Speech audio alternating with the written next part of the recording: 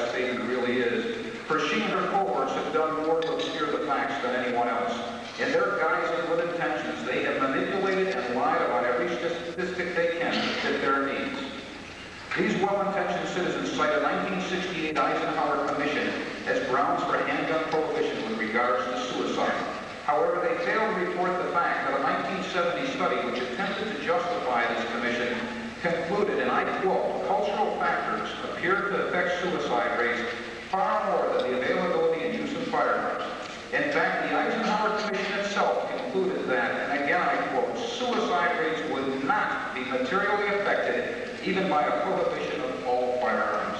Why don't we hear those facts from Mrs. Jaffe and her coalitions? Further quoting Mrs. Zartman, she says the policy of government is to put safety and security of its citizens above personal freedom. Well, I didn't know that we recently changed our Constitution. I wonder what personal freedoms the government had in mind while Washington, D.C. appellate court ruled against 3 rape victims and said, and I'm quoting the court, government and its agents are under no general duty to provide public service, such as police protection, to any particular citizen. Is this your idea of crime control? Is this the idea, their way of protecting the innocent? Is this how they'll make the streets safer for my children? Mrs. Jaffe and her coalitions use their emotionally obscure facts to hide their real motives. Motives that at other times would have been viewed as treasonous. A statement over 200 years ago by one of the architects of the Constitution, Richard Henry Lee, makes very clear what their motives are. Those who possess arms are those who hold political power. More bluntly stated, Thomas Jefferson said, the government that does not trust its citizens to keep and bear arms should not be trusted itself.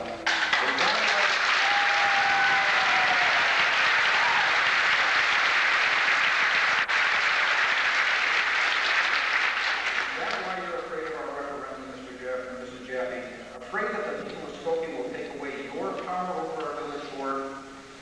Mrs. Jaffe, Mrs. Shevik, and their handful of supporters demanded that the village board enact their ordinance. Take the Morton Grove ordinance so we can show Morton Grove we are behind them. Were they behind Morton Grove's Mayor Flickinger when his wife bought a .357 Magnum revolver secretly and illegally? They didn't bother to study the facts. They didn't ask for a commission to review all of the existing gun control laws. They didn't bother to check what federal or state or local requirements a citizen must meet before he's entitled to purchase a firearm. They didn't even look at the laws Skokie already has on the books. In conclusion, ladies and gentlemen, I ask each and every one of you to study very carefully the facts and fiction you hear this evening. I ask you not to forget how some intimidated village officials have stacked this meeting against you so that only a select handful of the audience can be heard. Not to forget that it was only through the effort of the Skokie Freedom Committee and not the NRA or the village or Mrs. Jaffe that brought this issue to the public's attention. Not to forget that the village and Mrs. Jaffe don't want a referendum. A referendum that the Skokie Freedom Committee and its associates are demanding so that you may get a chance to be heard. A referendum they can't support because they know they'll lose. Isn't that right, Mrs. Jaffe?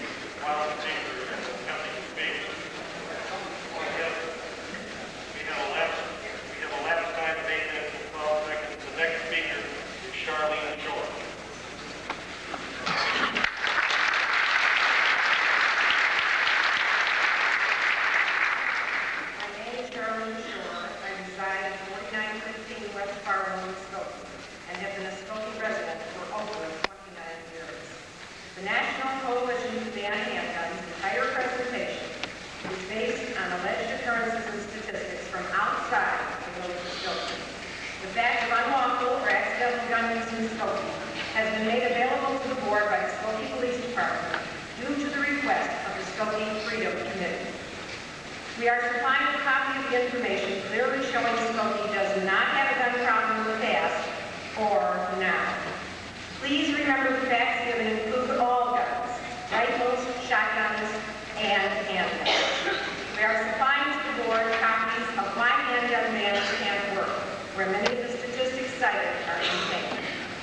With regard to statistics of other communities, there is no correlation with the banning of handguns and a reduction in crime or accidents. With regard to crime, the exact opposite would appear to be true. Evanston, with the handgun ban, has showed a violent crime increase of over 1/3 since the ban was imposed. The same is true of Chicago and Washington, D.C. Convicted burglars and robbers interviewed in prison stated over and over again that they avoided homes and businesses they knew to be armed, as they were fearful of retaliation. Indeed, they should be fearful. Each year, over 300,000 law-abiding Americans have used weapons successfully in defense of their lives, loved ones, homes, or businesses. A large percentage of all handguns recently purchased in the United States are by women for self-protection.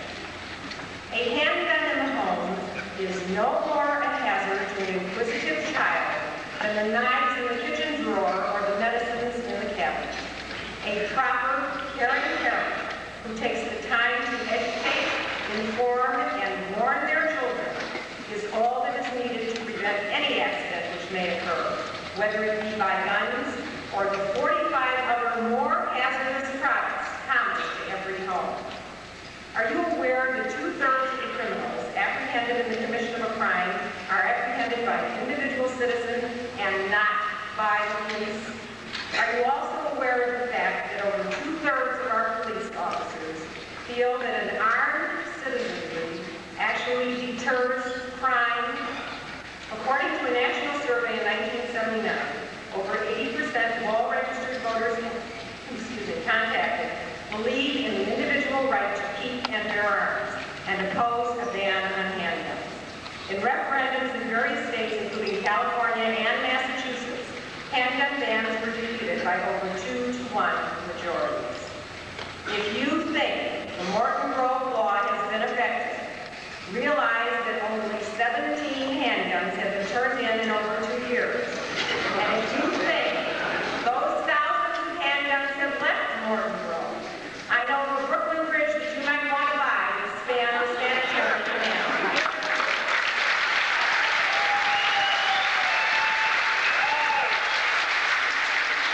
The only way enforcement of this ban can take place is to have a police state. Your friendly repairman, your neighbor, your friend could be an informant. Or maybe having some activist PTA member go to the schools and ask small children, does your father or mother have a gun in the house? Will be one way of enforcement. Unless they could enlist the aid of such informers, our Skokie police would not be able to enforce this ban.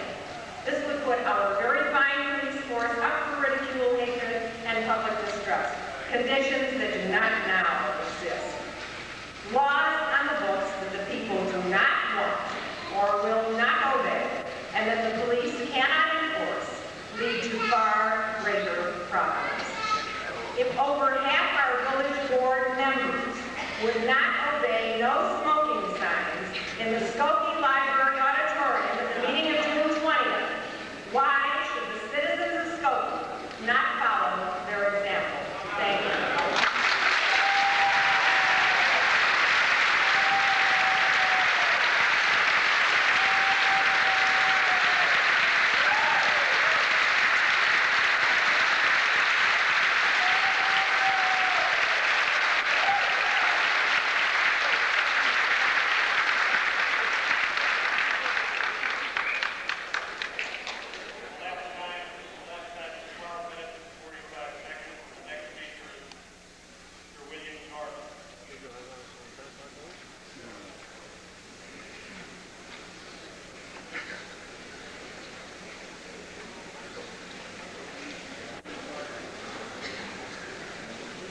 Your Honor, ladies and gentlemen, before formulating, my name is Will Norman. I reside at 7841 Crawford in Skokie. The zealous proponents of this bad law delight in calling all those who disagree with them gun nuts. This is a classic example of the debater's cheap shot. Let's examine the strange way they behave when faced with broad community opposition. For example, they admit that this law cannot be enforced, but claim that at least it's a statement against violence. How arrogant of them to imply that we who reject their simplistic and dangerous views somehow condone violence. How false and self-righteous and misleading to those they wish to persuade. In their obsessive desperation to have their own way in this affair, they have cast aside the most basic principle of our free and constitutional society. That is, majority rule through the democratic process. They know that a groundswell of disapproval, even outrage, has risen against them, and they fear the result of a referendum. Ask them why they don't want the people to have a say on this subject. The obvious answer is that their own personal desires must be gratified, come hell or high water, and the public be damned. They are desperately afraid of the mischief that might be done if an informed public is permitted to vote in a free and open referendum. Crime is a social problem which cannot be legislated away. Consider Chicago, New York, Washington, D.C., and any number of places around the world where guns are illegal while criminals go armed and predacious by the thousands. How can you believe these Pollyannas who expect this foolish law to bring a utopia? While robbers, home invaders, and murderers continue to monopolize the front pages, I like knowing that some of our fellow citizens present a few random obstacles to these predators. Those of us who fear guns in the home should not keep them. But please don't reach into my home and deprive me of the only legal and immediately effective means I have of protecting my property, my family, my life. A mature, responsible, and experienced shooter, and there are many of us, should be regarded as a blessing to the community. I see these gun ban agitators as mostly people who have led safe and sheltered lives. Most Americans, in fact, have led pampered lives by global standards, never having personally witnessed deadly combat, totalitarian oppression, or the horrors of genocide, as I have.